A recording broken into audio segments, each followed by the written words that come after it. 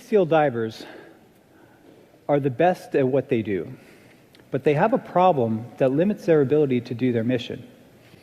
Our research focused on solving the problem, and it led to an unexpected path of discovery for neurological diseases and cancer. The problem results from the specialized equipment that the Navy SEAL divers use, including the oxygen rebreather. The advantage of the rebreather is that there are no bubbles, so it's very quiet and helps the SEAL evade detection from the enemy. The disadvantage of the oxygen rebreather is that the high levels of oxygen and the pressure from the undersea environment causes the potential for a seizure. These seizures occur with little or no warning, and there is no effective mitigation strategy to prevent them. So the question we ask is, why do these seizures occur, and how can we prevent them?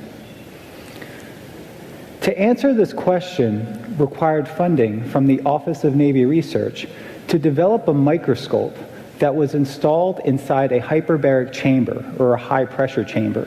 This chamber could simulate the underwater environment and the pressure of the underwater environment.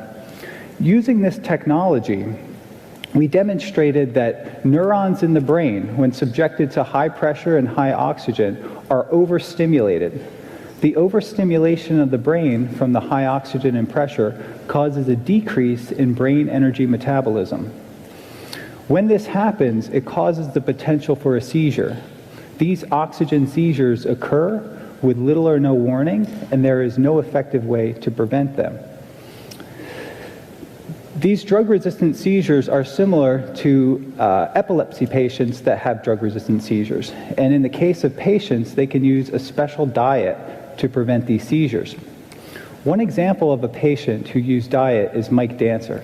Mike used a variety of anti-seizure medication, and the medication caused severe side effects and was not able to control his seizures.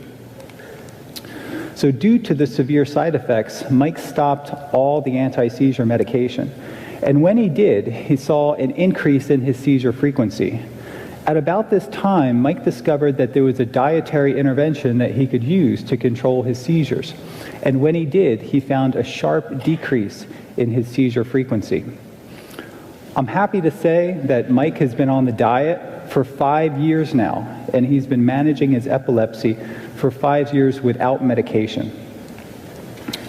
So what is the ketogenic diet? Compared to a normal diet, the ketogenic diet is very low in carbohydrates and it's very high in fat. People have used the diet for years to help them regulate their body weight, reduce their body weight, and control or reduce their blood glucose levels. But most importantly, the ketogenic diet is proven to control seizures when drugs fail.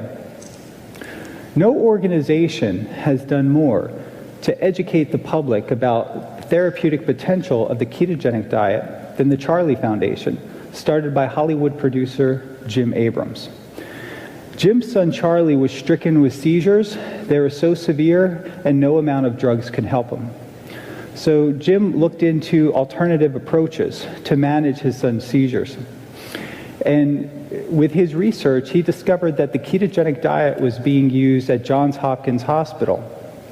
So it was a treatment that was used specifically for pediatric epilepsy.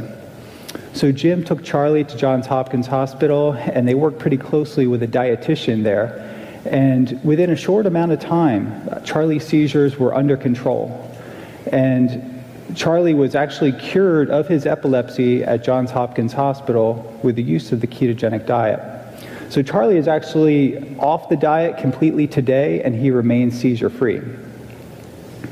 The ketogenic diet is effective for a variety of neurological disorders, including glucose transporter type 1 deficiency syndrome. Children with this disorder lack the ability to transport glucose into the brain. So their brains are literally starved of glucose, and this causes the potential for seizures. So it's known that the brain can use glucose as the primary fuel, but it can readily adapt to using ketones for energy. So in this way, the brain is like a hybrid engine, right? So it uses glucose as the primary fuel, but during periods of limited glucose availability, the brain can readily adapt to using this alternative fuel source. So we are exploiting the neuroprotective effects of ketones by developing ketone supplements for the Navy SEAL divers for oxygen seizures. So the advantage of a ketone supplement is that you can circumvent the need for the dietary restriction that's required to elevate and sustain blood levels of ketones. There are many therapeutic applications of ketones because nearly all healthy cells in the body can use ketones for fuel as an alternative energy source. Surprisingly, cancer cells lack the ability to transition from using glucose for fuel to using ketones. So in a way, cancer cells are like damaged hybrid engines. They use large amounts of glucose, much more than healthy cells, and they lack this ability to transition over to an alternative fuel source.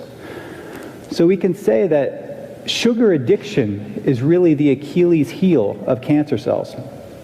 This observation inspired me in the lab, and I asked the question, I wondered why very little attention was being given to nutrition to exploit this weakness of cancer cells. So it turns out that the sugar addiction was actually observed over 80 years ago by Otto Warburg. So Otto Warburg did experiments.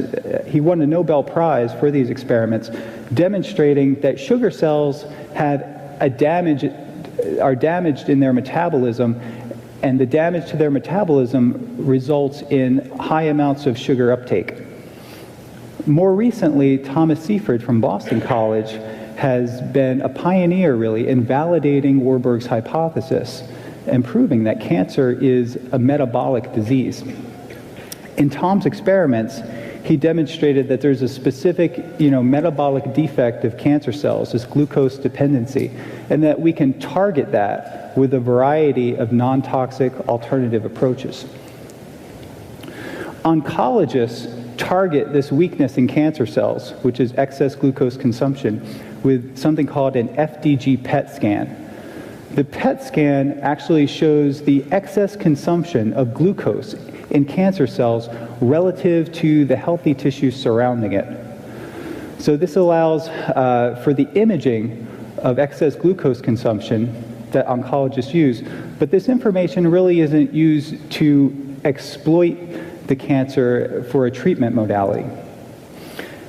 The excess glucose consumption of cancer cells allows them to thrive and proliferate in a low oxygen environment. Another interesting observation that we made in the lab is that high pressures of oxygen are actually damaging to cancer cells. We've demonstrated that when high levels of oxygen are given to cancer cells, that they overproduce oxygen-free radicals. And these are damaging to the cell membrane. At high magnification, we can observe bumps on the surface of the membrane that are indicative of membrane damage. What's most interesting is that the same level of oxygen that damaged the cancer cells was non-toxic to the healthy brain cells. These observations inspired us to test the combination of the ketogenic diet and hyperbaric oxygen in a mouse model of metastatic cancer. The glowing images, or the glowing regions on the screen, show the growth and the spread of metastatic cancer cells. This study demonstrated the therapeutic efficacy of a new, non-toxic alternative approach to cancer management. So what started out as a Navy SEAL project and then led to a promising mitigation strategy for the oxygen seizures in the form of ketone supplements ultimately led us down a path to this unexpected discovery. So the question is, can we manage cancer with non-toxic strategies? I believe that we can. And I've been inspired by a number of seizure patients and cancer patients that have used these alternative methods to manage their incurable diseases. Future treatments and prevention of many diseases may fall back on the ancient wisdom of Hippocrates when he said, "Let food be thy medicine." Thank you.